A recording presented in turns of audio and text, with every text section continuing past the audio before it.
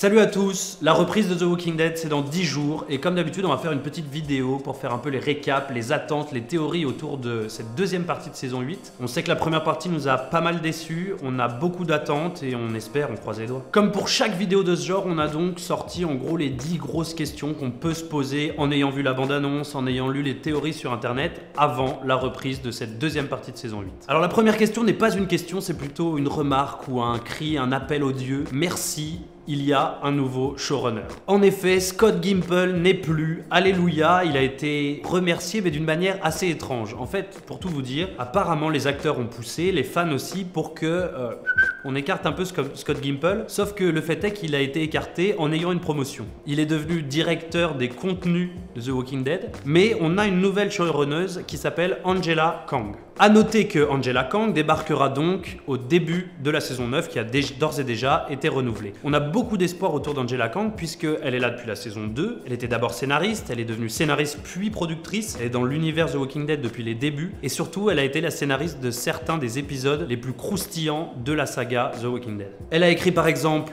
l'épisode de la saison 2 avec la mort de Dale qui était incroyable au niveau des dialogues et du suspense. Le saison finale de la saison 4 avec les motards et le sanctuaire. C'est un de mes préférés, il est incroyable. La mort de Beth et plus récemment peut-être le meilleur épisode de cette première partie de saison 8, celui où Negan et Gabriel discutent dans la caravane un peu comme au confessionnal. Donc voilà, un vent nouveau, un peu de sensibilité féminine qui à mon avis ne fera pas de mal à la série. Je pense qu'on peut avoir des raisons d'espérer grâce à ça. Mais encore une fois, c'est pour la saison 9 et pas pour cette deuxième partie de saison 8. Enfin bon, peut-être que Scott Gimple s'est métamorphosé pour cette deuxième partie de saison 8, mais j'en doute et beaucoup de gens, dont Valou, je lui fais un petit coucou d'ailleurs, en doutent tout à fait comme moi. Deuxième question, quand est-ce que la guerre entre Negan et Rick va enfin prendre fin? C'est le cas de le dire. J'ai l'impression qu'on est coincé dans un loop, dans un truc où on est dans un échange entre les deux qui se provoque. On le voit d'ailleurs dans les images de la bande-annonce qui est sortie au Super Bowl. Les mecs sont au téléphone, ils sont ouais, je vais te péter la gueule, non, c'est moi qui vais te péter la gueule, tu vas mourir, etc. En fait, on a beaucoup de teasers, d'annonces de ce combat au sommet et on n'en a pas vraiment des images, ou en tout cas on l'attend avec impatience. C'est un peu comme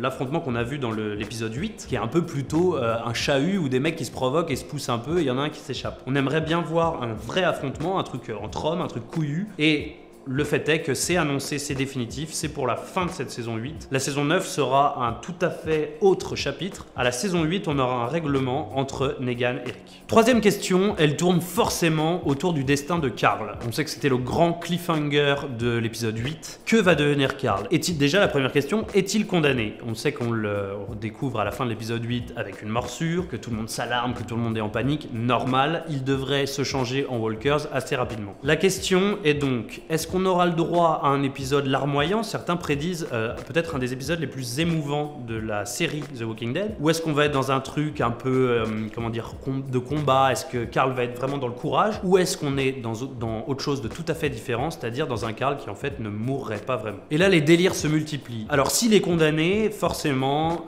on imagine sa fin. Est-ce qu'il va demander à quelqu'un de bien spécifique de le tuer? Est-ce qu'il va faire un dernier sacrifice? Ou est-ce qu'il va faire une action glorieuse qui va justifier sa mort et encore la magnifier, puisque c'était vraiment un personnage important de la série. Sa manière de mourir, on ne la connaît pas encore, mais beaucoup de gens, dont moi, la prédisent pour l'épisode 9. Et puis il y a les autres, il y a ceux qui nous disent, eh ben Carl, il va y avoir un retournement de situation, Carl n'est pas condamné, Carl ne va pas mourir. Deux solutions. Première solution, Carl serait immunisé. Ce serait celui qui serait immunisé contre le virus et donc qui serait une partie de la solution contre les Walkers. Ça me paraîtrait hyper facile, hyper décevant. Faire tant de foin dans l'épisode 8 pour qu'on découvre ça dans l'épisode 9, je trouverais ça vraiment décevant. L'autre théorie, et là on est plus dans le farfelu, ce serait pour eux, le destin de Carl, un moyen de faire apparaître les Whisperers. Ce serait en fait que Carl aurait été mordu par un Whisperers. Et donc, un Whisperers par définition est un homme, n'est pas contaminé, et donc ne peut pas contaminer Carl. Et donc Carl survivrait, et à ce moment-là, hop, on injecte les Whisperers dans le scénario de cette deuxième partie de saison 8. Là, je trouve ça trop farfelu et ridicule. Étant donné que moi, j'ai quand même beaucoup d'attentes autour des Whisperers, j'aimerais qu'ils arrivent dans la série d'une manière assez stylée, d'une manière marrante, et pas tout simplement par oui, je l'ai mordu, mais c'était pour déconner, en fait, je suis pas vraiment un Walker. Surtout que d'autres théories naissent sur Internet, comme quoi les Whisperers seraient en fait la famille de Madison dans Fear the Walking Dead, et donc que peu à peu, les deux séries rentreraient en collision, et donc on ferait apparaître les Whisperers de cette manière. Donc je sais pas, il y a beaucoup de choses contradictoires, en tout cas, je ne crois pas au fait que Carl a été mordu par un Whisperers. Pour moi, l'épisode 9 sera émouvant, certes, larmoyant, mais ce sera un des derniers de Carl, qui aura un peu comme dernière mission de faire passer le message de sa mère auprès de Rick et d'essayer de le convaincre d'arrêter d'être dans le sanglant, le combat, le œil pour œil, dent pour dent, et d'essayer de lui faire croire en un nouveau monde. C'est ce qu'il faisait à la fin de la première partie de saison. En tout cas, ça pose encore une fois la question de cet éloignement, cette décision qu'ont pris les showrunners de s'éloigner radicalement des comics. Est-ce que c'est une bonne idée ou pas? C'est pas à moi d'en juger, même si je trouve ça plutôt couillu et osé. Mais c'est surtout de tuer un des personnages préférés, un des personnages, comment dire, les plus prometteurs de cette série. C'était quand même Carl, l'avenir de la série. Ils ont pris un risque. Si vraiment il meurt, il va falloir l'assumer et bien gérer derrière. Surtout que moi, il y a un truc qui me plaisait et que j'aurais voulu voir plus longtemps, que j'aurais voulu qu'on développe, c'est ce début de relation qui se nouait entre Negan et Carl. Je trouvais ce truc un amour-haine un peu très chelou, intéressant. J'aurais bien aimé voir une continuité à ça. Bon bah dommage. Quatrième question, est-ce la fin d'Alexandria? Le teaser du Super Bowl, le trailer du Super Bowl s'ouvre par un Alexandria en flammes, comme on l'avait quitté à la fin de la première partie de saison. Est-ce que cette ville va être complètement détruite? Est-ce qu'on va la reconstruire dans le futur? En tout cas, moi, ça me permet de dire que je m'étais pas vraiment attaché à ce lieu. Je trouvais qu'à chaque fois qu'on avait des scènes tournées là-dedans, on s'étalait en longueur, etc. Donc je préfère, ce que nous annonce le scénario en tout cas, c'est que tout le monde soit réuni en un endroit, et ce sera, à mon avis, The Hilltop, où là, ils pourront mener tous ensemble, main dans la main, une vraie guerre, une vraie rébellion comme contre Negan, pour enfin en finir avec cette guerre. La cinquième question concerne les Saviors. C'est encore une fois un des trucs peut-être les plus sous-exploités pour l'instant de The Walking Dead. Jadis, et ces Garbage Kids, on les voit sans les voir, ils trahissent à droite, ils trahissent à gauche, ils n'ont pas vraiment l'épaisseur qu'on voudrait les voir prendre. Et quelques images du trailer nous donnent de l'espoir là-dessus, puisqu'on voit Jadis sans ses habits de d'habitude, habillé en blanc, ce qui change de son noir habituel, en larmes. On voit Simon qui rend visite aux Garbage Kids, peut-être qu'il a compris le petit manège, qu'il avait trahi Negan à son tour, et donc qu'il a puni sévèrement les Garbage Kids. C'est une des raisons la plus évidente pour laquelle Jadis pourrait pleurer, c'est qu'on ait tué ces Garbage Kids. Et à ce moment-là, ça pourrait la convaincre définitivement de rejoindre les rangs de Rick contre Negan. En tout cas, on ne demande que en savoir plus sur Jadis et les Garbage Kids, on ne demande que plus d'épaisseur, que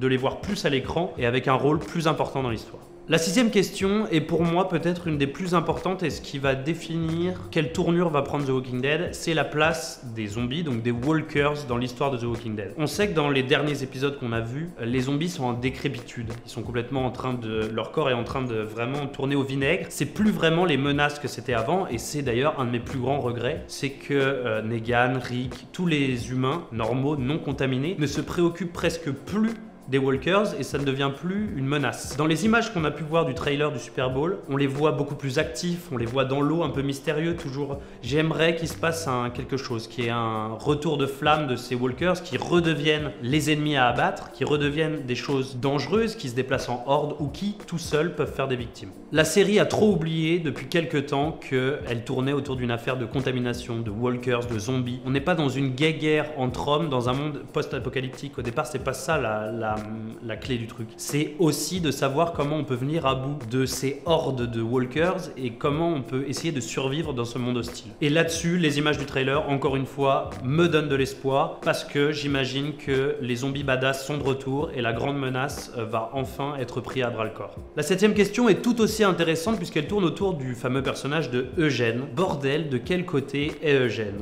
On sait qu'il a trahi Rick, qu'il se retrouve aux côtés de Negan. Le problème est qu'il n'arrête pas de faire des allers-retours, de faire des petits signes comme s'il n'avait pas tout à fait oublié Rick, en sauvant Gabriel notamment. Or là, on le voit dans le trailer du Super Bowl en train de réaliser le rêve qu'il avait quand Abraham était vivant, puisqu'il fabrique des munitions. Il fabrique des munitions, c'est un vieux truc dont il a parlé, il sait le faire et il voulait mettre ça à disposition de Rick, sauf que là, il a mis ça à disposition de Negan. Et il se retrouve à côté d'une femme ravissante, une rousse, qui semble être une des femmes de Negan. Comme si Negan lui avait offert une femme en cadeau pendant qu'il faisait des balles. Donc voilà, d'un côté, Eugène qui sauve Gabriel et qui donc montre que son bon fond n'a pas totalement disparu, mais on le voit dans les images du trailer en train de fabriquer des balles pour Negan. Je pense que le personnage d'Eugène va encore une fois être au centre des attentions dans cette deuxième partie de saison et que on aimerait bien savoir à un moment de quel côté il se situe. 8e question, petit tour d'horizon, où en sont les autres personnages de The Walking Dead? Le premier, celui qui me paraît le plus intéressant et qui saute aux yeux, c'est Ezekiel, puisqu'on rappelle qu'il a été capturé et que là il va se retrouver vraiment en face à face, rencontre au sommet avec Negan, et que ça, on voit 2-3 images très rapides, très furtives de violence, donc on sent que ça va vraiment barder pour Ezekiel au contact de Negan.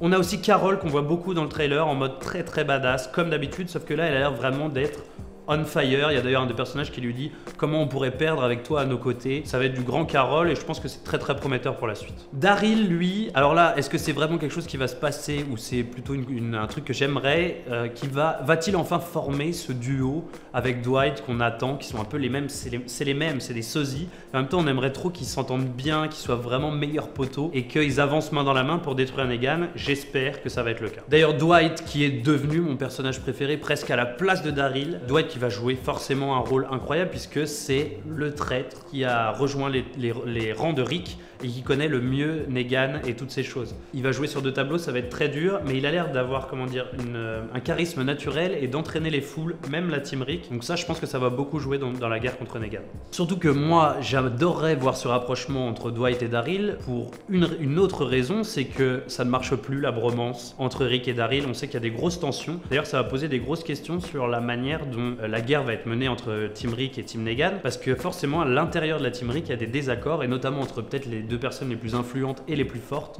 que sont Daryl et Rick. Autre personnage, Gabriel, on est rassuré, on le voit qu'une seule fois dans le trailer, il est debout, il est en bonne santé, il tient un flingue, il est soigné, déjà, c'est une bonne chose, et il a l'air d'être revanchard, d'être comment dire, véhément. La question c'est est-ce qu'il va réussir à s'échapper? On sait que Eugène lui a un peu plus ou moins ouvert la porte, lui a facilité la tâche, mais on va voir comment il va s'en sortir et essayer de regagner Rick. Et puis le dernier personnage, c'est forcément Morgan, c'est un de mes préférés, mais on a des interrogations sur lui puisqu'on sait qu'il va jouer dans c'est lui le personnage qui va être dans le crossover avec Fear the Walking Dead, et il a déjà publiquement déclaré qu'il ne pourrait pas mener les deux de front. Alors, est-ce que ça signifie sa mort ou quelque chose qui paraîtrait pour moi plus dans le domaine du possible? C'est Morgan qui s'effacerait comme d'habitude, qui disparaîtrait pendant un temps, qui partirait en vadrouille, etc. Je pense qu'on est plus là-dedans, mais en tout cas, Morgan est en plein milieu, il est au front, donc on va peut-être trembler un peu pour lui dans les prochains épisodes. Avant-dernière question, celle-là c'est peut-être plus hors série, hors du scénario, etc. Ça concerne les acteurs, les re-signatures, etc. Il semblerait qu'il y ait un problème avec Lauren Cohan, qui est l'interprète de Maggie, qu'on adore tous et qui prend de plus en plus d'influence dans la série. Mais il se trouve qu'elle ne veut pour l'instant pas re-signer pour la saison 9.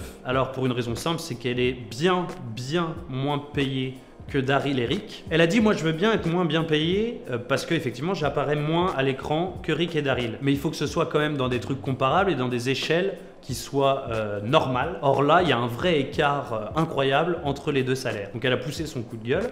Il semblerait que les mecs de The Walking Dead soient très radins, donc les négociations sont au point mort. C'est quand même dommage pour un des personnages centraux de la série. D'autant plus, elle peut-être sentir le vent tourner, se dire bon ok, Walking Dead ça part en cacahuète, moi il faut que j'aille me faire une carrière ailleurs. Elle a beaucoup de propositions, notamment une rumeur l'évoque dans le film sur Flash qui sortira en 2020, je crois, qui s'appelle Flashpoint ou un truc comme ça, où elle tiendrait un rôle très important, donc ça pourrait être un vrai début pour elle à Hollywood. Donc attention aux showrunners et aux gens qui gèrent The Walking Dead, il s'agirait de la faire re-signer assez rapidement. La 10e question, très subjective forcément, est-ce qu'on a de l'espoir quand même en ayant dit tout ça?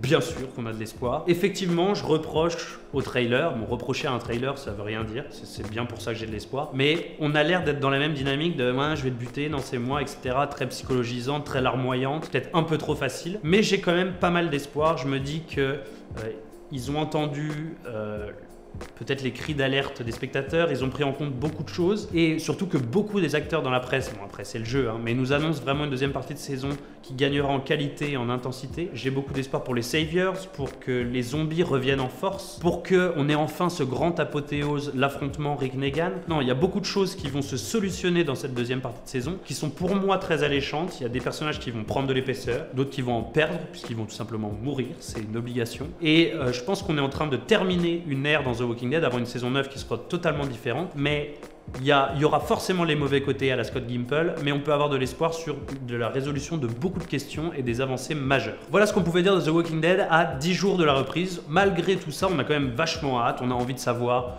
ce qui va se passer pour Karl et pour les autres et dans cette guerre face à Negan. Si vous avez des réflexions que vous êtes faites en regardant le trailer, si vous avez des théories, si vous n'êtes pas d'accord avec ce que j'ai dit, n'hésitez pas à nous le dire en commentaire. Puis suivez-nous sur Facebook, sur Twitter, on est très actifs sur les réseaux sociaux. Likez, partagez, abonnez-vous. Ciao!